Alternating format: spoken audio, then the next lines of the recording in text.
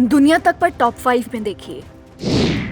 भारत के प्रधानमंत्री नरेंद्र मोदी और अमेरिका के राष्ट्रपति जो बाइडेन के बीच वैक्सीनेशन, दवाओं और हेल्थ केयर इक्विपमेंट की सप्लाई को लेकर अहम बातचीत हुई। इस दौरान बाइडेन ने भरोसा दिलाया कि इस संकट की घड़ी में अमेरिका भारत के साथ है। उन्होंने ये भी कहा कि अमेरिका वेंटिलेटर्स और बाकी इक्विपमेंट्स भी भारत को देगा। साथ ही कोविशील्ड वैक्सीन के प्रोडक्शन के लिए कच्चे माल को भी जल्द से जल्द उपलब्ध करवाया जाएगा। इसके साथ ही अमेरिका पूरी दुनिया को एस्ट्राजेनेका कोविड वैक्सीन की 60 मिलियन डोज मुहैया कराने पर विचार कर रहा है। एस्ट्राजेनेका कोविड वैक्सीन का कई देशों में इस्तेमाल हो रहा है, लेकिन अमेरिका में इसे अभी तक मंजूरी नहीं मिली है।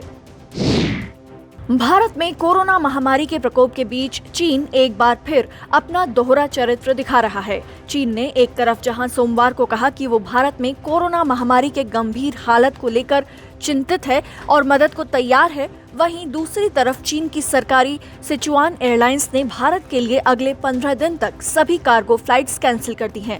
आपको बता दें कि इससे भारत में बेहद जरूरी ऑक्सीजन कंसंट्रेटर्स और मेडिकल सप्लाई मंगवा रहे प्राइवेट सेक्टर को जोरदार धक्का लगा है। ऐसा लगता है कि चीन चाहता है कि पहले भारत सरकार चीन के सामने मदद के लिए झुके और फिर चीन की तरफ से सहयोग दिया जाएगा।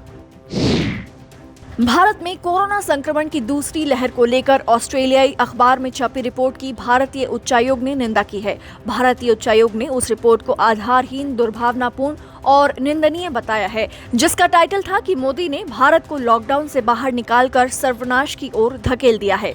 इस लेख में भारत में कोरोना संक्रमण की दूसरी लहर के पीछे चुनावी रैली और कुंभ मेले को जिम्मेदार ठहराया गया है। साथ ही ये भी कहा गया है कि प्रधानमंत्री मोदी ने एक्सपर्ट्स की सलाह को नजरअंदाज किया।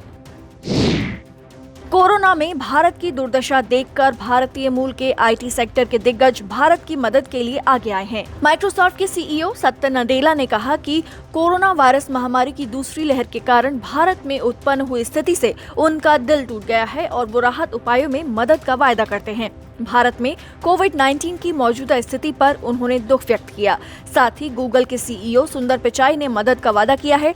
सुंदर पिचाई के ट्वीट के मुताबिक भारत में कोरोना संकट को देखते हुए गूगल ने 135 करोड़ रुपए का फंड देने का फैसला किया है। ये फंड गिव इंडिया और यूनिसेफ के जरिए भारत को मिलेगा। इसके अलावा अमेरिका में विचारधारा से ऊपर उठकर 27 सांसदों ने बाइडेन प्रशासन से भारत को हर संभव मदद पहुंचाने की अपील की है।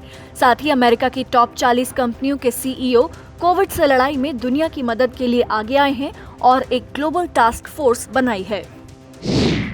वर्ल्ड हेल्थ ऑर्गेनाइजेशन भारत को कोरोना से निपटने के लिए मदद भेज रहा है।